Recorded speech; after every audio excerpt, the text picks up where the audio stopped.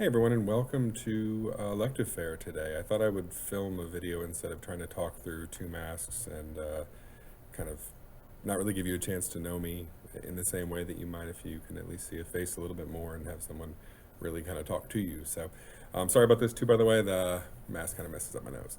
Anyway, nice to meet all of you, and thank you for coming and being interested in some of the classes that I teach here at Falls Church High School. You should be here if you're interested in either AP World History or African American History, and I'm going to talk about both of these classes in this one presentation, basically. Afterwards, you can ask any questions that you have, of course, and I'm going to post some links in the room where you can access this video later on if you want to do so, okay? So let's get started. First, I'll tell you a little bit about myself. You already know the classes that I teach. I also sponsor the class of 2024, as well as Model United Nations. I was outstanding new teacher in my first year teaching in the Falls Church Pyramids. That's 2019 to 2020. That was a few years ago. This is my third year teaching. I'm a student as well. I'm currently doing my master's degree at Arizona State. That's the hoodie I'm wearing today, actually. But yeah, so I'm studying history just like you are. So I just want to kind of let you know I'm in it with you, basically. I'm originally from upstate New York, but I really grew up in Florida. I also lived in Australia for a little bit. So hopefully, if we have a chance to share some time together, we'll get to know each other a little bit better as well. The probably main class, is fair to say, that I teach is AP World History Modern. It's a college level class that can help you earn college level credit next year, really. Sorry, I adopted this from another slideshow that I did. It also gives you an introduction to AP classes because it's usually the first AP class that most people take. So the numbers on the screen actually are not accurate because that was my predecessor. So that was in the previous school year. It was a 2.97. My average last year was actually a little bit higher than that. So anyway, I think that yeah, we're in pretty good shape is what I'm trying to say. So my goal is to make the class as relevant as I can to your life today and also keep us focused on the history of real people. Sometimes this will be said as like bottom-up history, rather than just focusing on leaders and the kind of big names that you might hear. So AP World History covers the year 1200 to present. Okay, and that overlaps a little bit with what you'll study in World One. So World One goes to about 1500, but that overlap isn't necessarily a bad thing. I think it's good to have that review and also learn that era in an AP format, which is probably a little bit more that you did last year or this year, really. Even if you're doing honors, I would say that's probably true. So this shows you how the class is broken up. It's got 9 units and 4 time periods. And really, I think about the class more in the time periods than the units.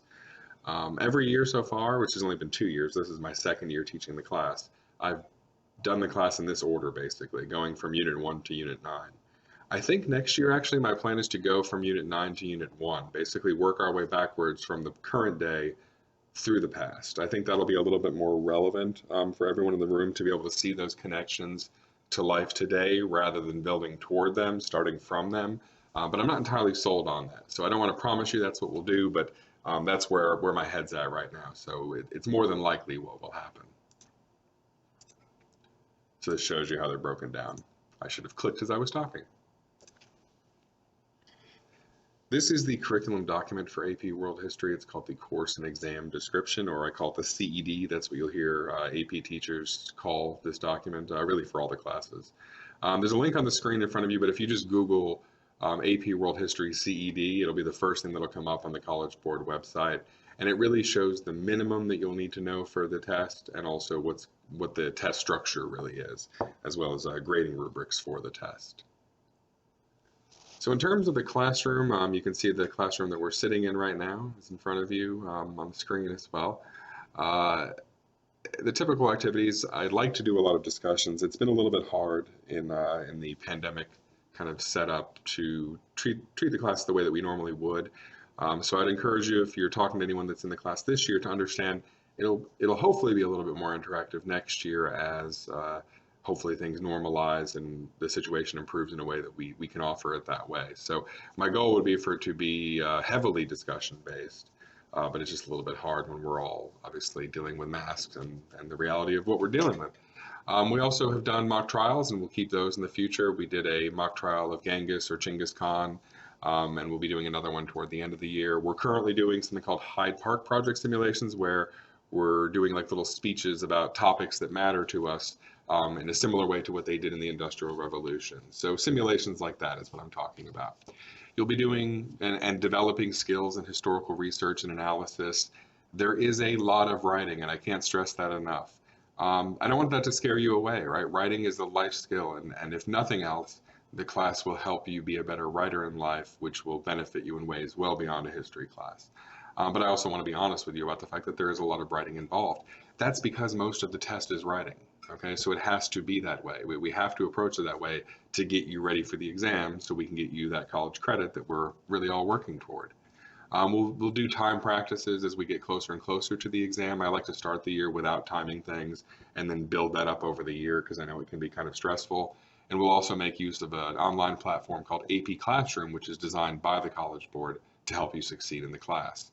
I've listed some skills there, but it's kind of the stuff that I've been talking about: historical thinking, writing skills, the ability to argue and debate things, of course, in that writing, and also in things like trials and speeches as well as dealing with large amounts of data and data analysis will be skills that you'll develop next year if you take the class.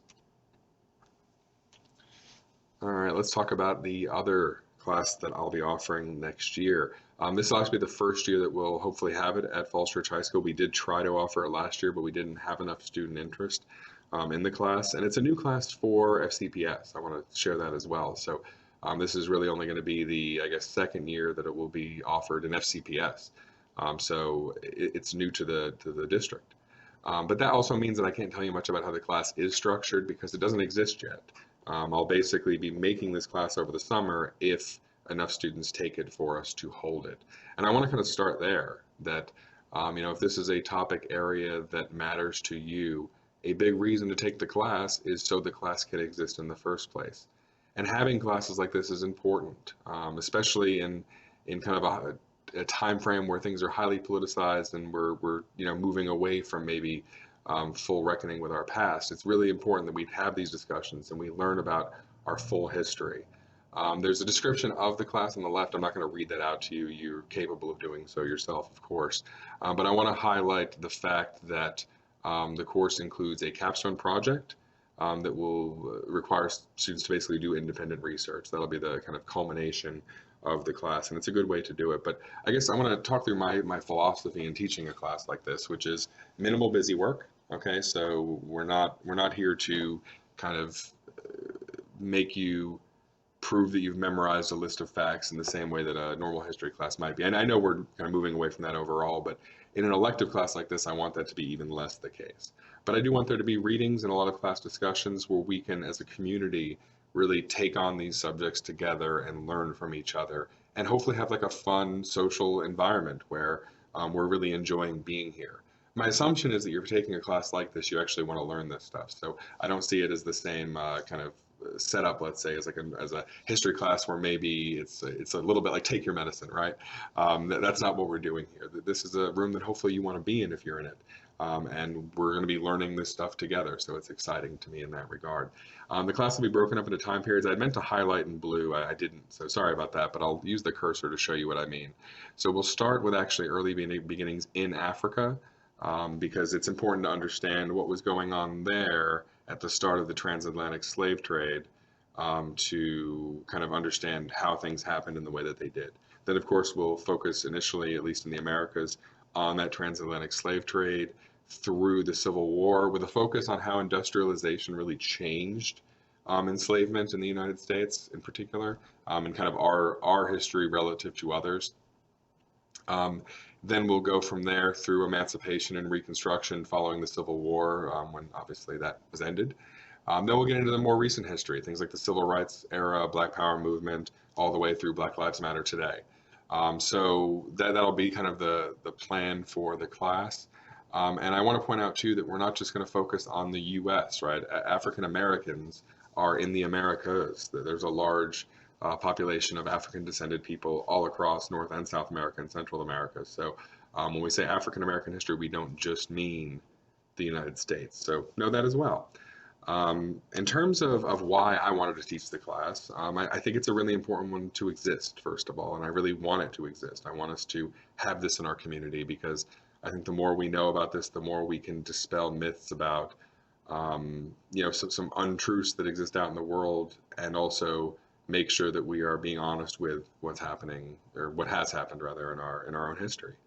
I wanted to teach the class, especially after last fall when I took an African American history class as a part of my master's degree. I highlighted that in the screen in front of you. I'm not really flexing with the A. I'm more trying to give you confidence that you have a capable teacher here. But that class focused specifically on more recent history, so the civil rights and Black Power movements.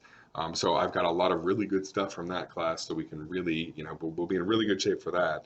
But beyond that, I want to point out that as department chair of the social studies department, I actually work with other teachers that teach African American history. So I've got a really good support network and a really good pool of people to pull from in terms of ideas and that kind of stuff. So you'll be in good hands, is all I'm trying to say. All right, so if you need to contact me, that is the best way to do it. My email is on the screen, and as I said on the board, there'll be a link to where you could access this video if you need to. Thanks.